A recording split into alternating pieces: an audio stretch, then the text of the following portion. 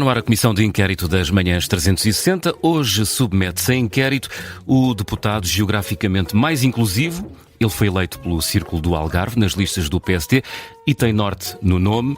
Cristóvão Norte, bem-vindo às Manhãs 360. São Cristóvão não é o padroeiro dos viajantes? Isso já não sei. Talvez. Boa. Eu diria que sou um deputado muito ecuménico e Boa. que tenho um nome politicamente imbatível. Imagino-se que eu era candidato a qualquer coisa de extraordinário relevo. Por exemplo, o líder do PSD, chamando-se Norte, onde o PSD tem tradicionalmente grande implantação, e sendo do Sul, com estas circunstâncias, estava ganho. Atributos imbatíveis. Vamos Também ver se isso... pode sempre dizer que é um deputado que nunca perde o Norte. Também pode. Saindo dos trocadilhos, não é? Saindo dos trocadilhos. Vamos às regras da Comissão de Inquérito. Sabe como é que funciona? Portanto, vai responder a 5 perguntas. Cada resposta certa vale 5 pontos. Pode pedir a ajuda do público, aí só recebe 2. Por cada resposta errada, não tem então direito a nenhum ponto. Preparado? Vamos a isto? Muito bem, vamos lá. Vamos à primeira pergunta então. Quem disse a ética republicana aconselha a Ministra da Saúde a demitir-se? Sim. Podia ser São muita muitos. gente, não é? E agora?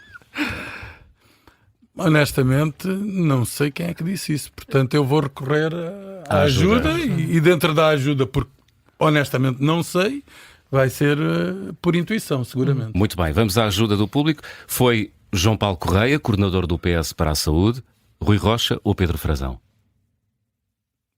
Porventura, os três poderiam ter dito uma frase dessa natureza, não faço ideia. Eu diria, por intuição, que essa frase proveio do A deputado, ética republicana, do talvez dê uma deputado pista. João Paulo Correia, porque o Partido Socialista é muito arraigado a essas proclamações a respeito da ética republicana e eu creio que isso denuncia o deputado João Paulo Correia. Não é que acertou. Resposta com justificação. Muito bem, muito bem. Há uma lógica, isto não é o caso. Está certo, muito bem. Cristóvão Norte, deixe-me perguntar-lhe, a Ministra da Saúde deve ser afastada do cargo? Eu julgo que não. Vamos lá ver. A primeira razão porque entendo que não deve ser afastada do cargo é porque creio que a Ministra da Saúde é uma pessoa com excelentes características, que reconhece os problemas da saúde e que, ao longo dos últimos meses, com um conjunto vasto de iniciativas, está determinada em impor reformas no setor da saúde. Depois, imagino que esta questão resulta, obviamente, da circunstância do INEM, que neste momento domina o interesse dos portugueses.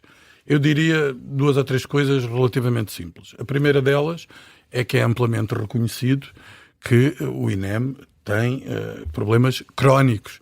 Tem perdido ao longo dos anos funcionários e isso prejudica de forma muito aguda o quadro de resposta do INEM.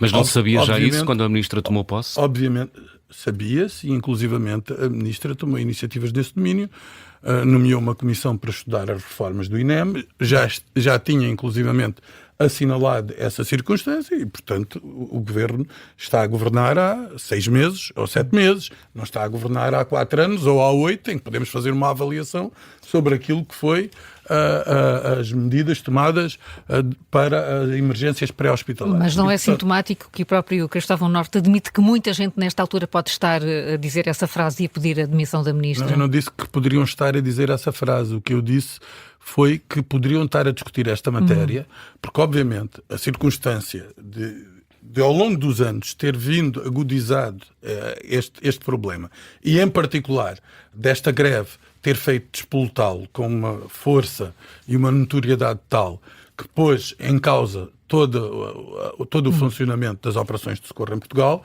conduzem-nos a olhar de forma muito mais criteriosa para a situação, a todos nós, aos políticos, aos cidadãos em geral que têm receio de não ter acesso a cuidados de saúde em tempo. E também à portanto, obviamente que isso conduz a que se faça essa avaliação e que surjam apreciações, umas melhores, outras piores, a respeito do desempenho deste e de outros governos que tiveram a tutela desta matéria. E esse olhar crítico também deveria vir de Belém? Não, eu devo-lhe dizer que, por princípio, simpatizo com a ideia de um Presidente da República recatado, que usa a palavra com critério e que, por força disso, a intervenção que tem é muitas vezes mais junto do poder político, usufruindo dessa magistratura de influência e aplicando-a, do que em declarações públicas que, por vezes, não contribuem mas para... acaba de traçar o perfil da antítese de Marcelo Rebelo de Sousa. Eu estou a traçar o perfil daquilo que entendo que deve ser a conduta do Presidente da República, independentemente dele se chamar Marcelo Rebelo de Sousa, Cavaco Silva, Jorge Sampaio ou outro qualquer. Mudou a conduta do Presidente da República com a entrada em funções deste governo? Não sei, vamos lá ver. O Presidente da República está há 10 anos como Presidente da República e, portanto, seguramente ninguém tem uma linha completamente coerente no exercício das suas funções.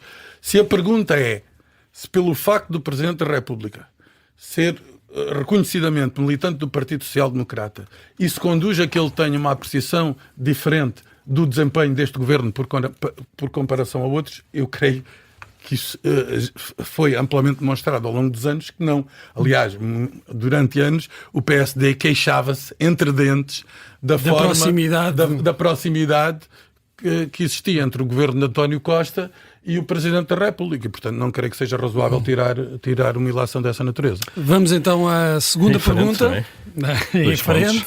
Em frente e para o Sul. Vamos rumar a Sul. Será do agrado do Cristóvão Norte. Em que ano teve início o processo para a construção do Hospital Central do Algarve? Essa é excelente. Essa é excelente pelo seguinte, porque eu creio que devo saber isso pela seguinte razão. Eu assumi publicamente que se o Hospital Central do Algarve não vier a avançar, eu não me apresento como candidato a deputado em mais nenhuma eleição. E faço-o por uma razão muito simples. Porque esse processo foi disputado em primeira instância em 2002. Está certo.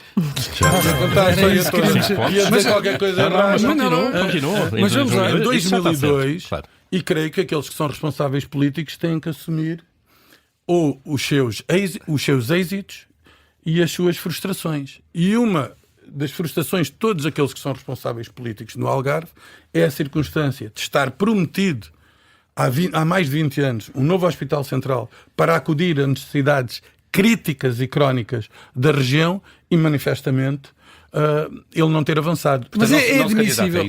Não se candidata, é isso? Há candidato-me, candidato-me. Então não percebi bem... Não, candidato-me porque vai ser feito o hospital.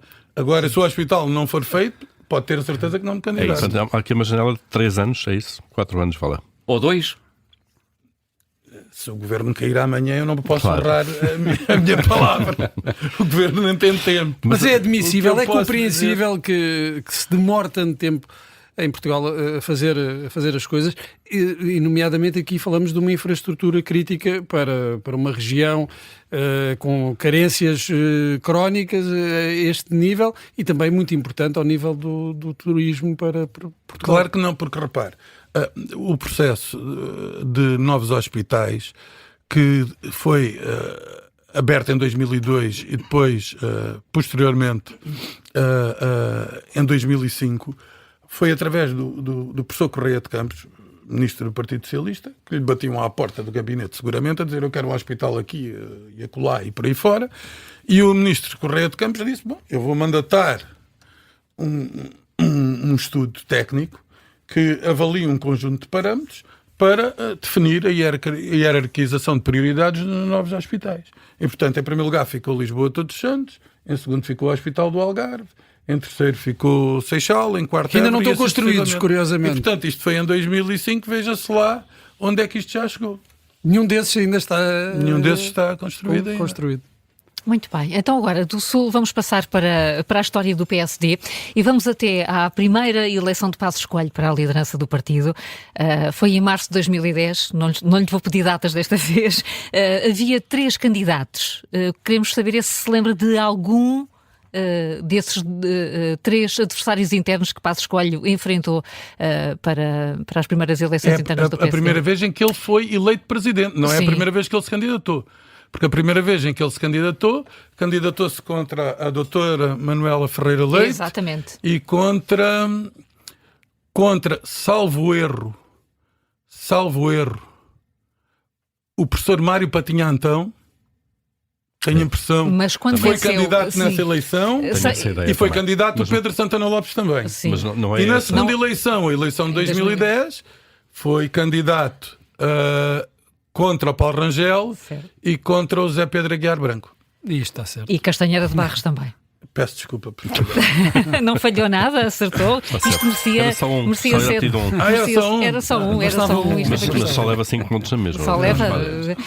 Mas é um aluno difícil, porque justifica sempre e só responde no fim. Eu, por acaso, fui diretor de campanha no Algarve Por isso. da candidatura e até tenho uma história muito interessante.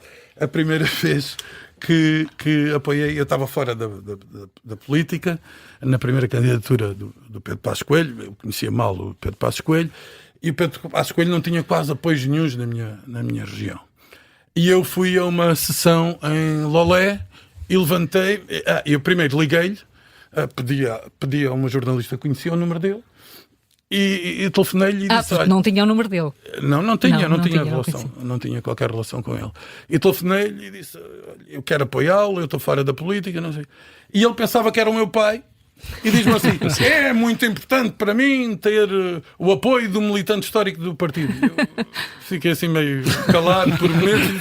Achou melhor não dizer. Lamento, etc. E depois fui a Lolé e eu creio que ele não estava a ver quem eu era, e eu fiz uma intervenção e acabei a intervenção a dizer: sou eu que disse que era fulano tal, mas afinal era o filho de fulano tal.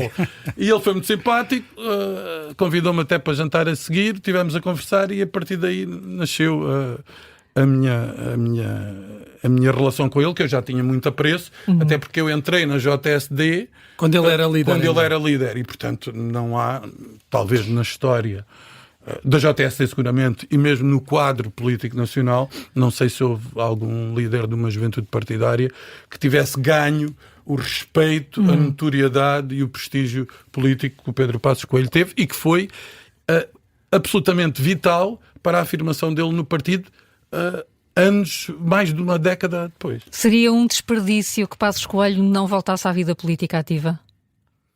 Não sei, isso é com ele. Mas é como alguém que o admira e que conhece o trabalho. Eu admiro muitíssimo. Passos Coelho, para mim, eu já disse isto e repito, é quase um herói. E a palavra quase aqui é muito pequenina, a palavra herói é muito maior, porque, quer dizer, teve ao leme do país em 4 anos extraordinariamente difíceis, fez um serviço inacreditável e eu eu na altura era deputado da Assembleia da República, senti uma coisa: para nós, naquele momento, todos que estavam ali na Assembleia da República, por vezes os deputados não são todos assim, que em todas as circunstâncias nós estávamos disponíveis para nos sacrificar completamente pelo nosso país. Estávamos convictos que, com erros seguramente que há em circunstâncias desta natureza e outra, que estávamos a colaborar num momento fundamental para a história democrática portuguesa. A questão que gostávamos de saber é se o gostava de ver Presidente da República e se acha que ele tem um bom perfil, porque o nome vai aparecendo, pelo menos nas sondagens. Gostava de o ver, seria. Eu creio que ele já disse que não mas ainda pode correr muita água debaixo das pontes. Ele não me parece o tipo de pessoa que alimenta vagas de fundo e, portanto, se coloca numa posição em que toda a gente lhe tem que ir bater à porta e dizer: você é o herói, você é o único, não há ninguém com as suas condições para fazer isso. Não me parece. E, portanto, se ele assume isso nesses termos, não creio que ele esteja disposto a reconsiderar essa decisão. Agora, o Pedro Passos Coelho, para mim, na verticalidade, na seriedade, na forma como se conduz em público e em privado, é uma pessoa absolutamente exemplar, que eu tenho admiração e, portanto, as pessoas que nós temos admiração, nós queremos sempre vê-las a representar-nos e a exercer os mais altos cargos da nação.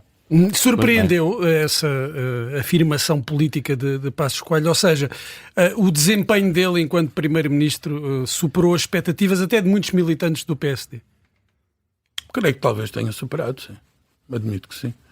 A situação... Porque, repare, eu, por exemplo, no dia, quando estava a assistir à célebre declaração do irrevogável do Dr. Paulo Portas, eu só pensava assim: bom, agora não resta mais nada, isto caiu, tem que se demitir.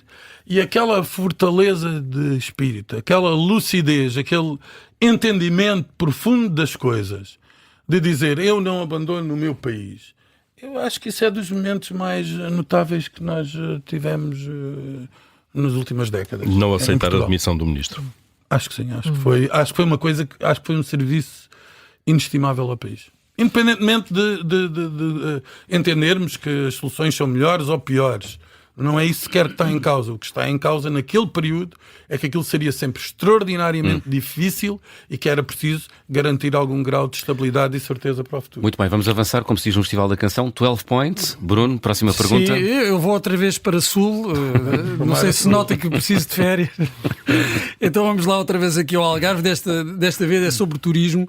Entre janeiro e junho deste ano, quantos hóspedes recebeu o setor do alojamento turístico no Algarve?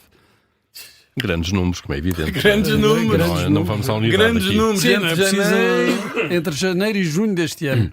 Eu ainda cultivei... São milhões. Eu cultivei aqui uma esperança de poder fazer aqui um score simpático e ficar aqui Já isso já garantiu. mas com perguntas desta natureza... Posso lhe dar uma ajuda. Isto não é para gente com mas confiança. eu não vou ficar muito longe. Inclui o mês de agosto ou não? Não, é entre janeiro e junho deste ano. Janeiro e junho? Portanto, antes do verão, antes da época alta. Calma. Janeiro e junho. Pode Eu ser. Os diria- primeiros 6 meses do ano. diria... É o verão dos noruegueses. Mas a sazonalidade tem-se vindo a diminuir ao longo dos anos no Sim. Algarve. Isso tem sido um ganho importante. Mas eu diria que é capaz de ser uma coisa para aí na ordem dos 6 milhões. Está muito longe. Estou muito longe. Não quero pedir uma ajuda. 2,3 milhões Não de quero pedir hóspedes. uma ajuda antes. Então, olha, O Bruno já- 2,3 milhões. Já soou aqui Já o... Portanto, Não, aquilo são é mais de 20 impossível. milhões. São mais de 20 milhões. Mas Por eu não ano. diria 2, eu diria mais de 2. 2,3 São milhões, não é? Bruno? 2,3 milhões Diria de mais. hóspedes. Pronto, confesso. De hóspedes, atenção, derrotado. estamos a falar de hóspedes, não de dormidas, que é diferente. Não, eu estava a Há pensar vários em dormidas. indicadores que Estava a podem pensar variar nas isso. dormidas. Claro. Pronto, 2,3 milhões de hóspedes a 3 dormidas. Já se Eu acho que ainda aproxima. se tem que aproveitar aqui qualquer coisa no cálculo final da pontuação. Deixe-me começar aqui por uma pergunta. Onde é que costuma passar as férias? Olha, eu tenho. Onde é que costumo passar? É o segredo mais mal guardado do mundo. Eu costumo passar muito tempo nas Ilhas Barreira. Eu não sei se conhecem. É o paraíso do Algarve. Eu tenho medo de dizer isto a muita gente. Não, porque e aquilo é um agora- paraíso e se Já vocês se está forem aí todos com para lá, alguma hesitação. Ilha do Farol, Esteja à vontade, Ilha da ninguém nos ouve Colatra, Ilha deserta. É fenomenal. Quer dizer, tanto conseguimos tomar banho no mar como na ria. Portanto, tem barco. É paradisíaco. Não, por acaso tinha um barquinho amarelo com 3 metros. As pessoas riam-se quando eu passava. Aquilo só que poupava. Eu fazia 10 km e gastava 5 euros com aquilo. Era uma coisinha minúscula, só para me locomover ali. Mas aquilo tem ligações fluviais em permanência. Portanto, é extraordinário. Depois, procuro sempre ir também para fora, para não estar permanentemente no Algarve. Porque ao contrário dos deputados... Fora do país ou fora do Algarve? Fora do país. Porque ao contrário dos outros deputados, os deputados eleitos pelo Círculo de Faro, no verão, têm Querem fazer ainda férias mais... fora de casa, claro. Não, ainda têm mais solicitações para estar presentes Claro, no sítio A, B, C ou D. Porque a maioria das coisas... Acontece, e deixem-me perguntar se o Algarve, a região e até o país estão muito dependentes, continuam muito dependentes do setor do turismo. Claro. O país nos últimos anos, Sim. em particular. Sim. O Algarve é um caso evidente disso, mas não é apenas o Algarve. O próprio país tem um modelo de desenvolvimento económico que está muito alicerçado em baixa produtividade, em serviços e que precisa, sobretudo, criar cadeias de valor que permitam que o país gere mais riqueza, crie mais valor, pague melhores salários. E eu creio que isso, em primeira instância, exige que tenhamos um aproveitamento dos recursos endógenos, designadamente áreas em que podemos ter vantagens comparativas, e depois uma outra, que a longo prazo é a grande janela de liberdade do país, que é o desenvolvimento na área do mar, que eu acho que isso é absolutamente vital para o país. O que é que o atual governo deveria fazer para o Algarve que os anteriores não fizeram? A resposta é tudo, porque os anteriores Não, mas fizeram tudo não muito vale, pouco. não é? Isso é para isso. Vale para todas as regiões do país, não é? Começar no hospital. Excetuando o hospital. Não, é muito simples, não tenho. É resolver o problema da água. Há 360 milhões neste momento para resolver o problema da água. É preciso executar. Não é só anunciar, é executar. Há o problema da saúde, o novo hospital. A senhora Ministra agora está na audição, vai falar disso agora mesmo, que eu já tenho informação. Portanto, é fazê-lo com um centro oncológico, com 5 USFs que o Governo anunciou, o que é fundamental. E depois há algumas questões que se prendem com a mobilidade, designadamente com mobilidade ferroviária, e depois outras questões que são questões nacionais que se colocam, como em Lisboa e no Porto, de forma tão aguda como se colocam no Algarve, tem a ver com a habitação. E, por fim, a diversificação da economia para termos uma economia mais resiliente que não seja tão suscetível a altos e baixos que tanto criam grandes projetos de vida como os destruturam no dia imediatamente a seguir, e isso é uma das razões até que explica os fenómenos eleitorais que ao longo dos anos temos vindo a assistir no Algarve, essa própria dúvida e incerteza sobre a vida das pessoas que as conduz mais facilmente para projetos de protesto político. Foi um ciclo onde o Chega venceu. Não, repare, não é só o Chega venceu, é que nos últimos 15 anos há várias forças políticas que obtêm o seu melhor score eleitoral no Algarve. Por exemplo, nesta eleição foram 3. O PAN, o Bloco de Esquerda e o Chega. Por exemplo. E isso significa, do meu ponto de vista, que há razões profundas que se prendem com o modelo de desenvolvimento económico e social da região e com estes êxitos e inêxitos que se sucedem estas flutuações de forma imparável. Muito bem, estamos com 12 pontos. Esta é a última questão. Cristóvão Norte já disse há pouco, já fez referência ao seu pai, é filho de deputado, e Cristóvão Norte, pai, foi deputado à Assembleia Constituinte. A pergunta é muito simples: em que dia histórico é que se realizaram as eleições para a Constituinte, que elegeram seu pai? Realizaram-se no dia 25 de abril de 1975. Isto é sempre fácil. Muito fácil chegar aos 17 pontos. 17 pontos. E para fechar este tom mais pessoal e familiar, foi o seu pai que obviamente o influenciou para a política? Não sei, honestamente. Sim, porque... No mesmo partido ou mesmo? Sim, isso obviamente que a mundividência daqueles com quem lidamos influencia-nos e é um fator determinante. Às vezes tem um efeito contrário. Com certeza, mas eu diria que isso é a exceção, confirma a regra. Havia um aspecto que era muito notável nesses tempos. Eu nasci em 76 e os políticos nessa altura eram endeusados, gozavam de um prestígio, de um reconhecimento, uma notoriedade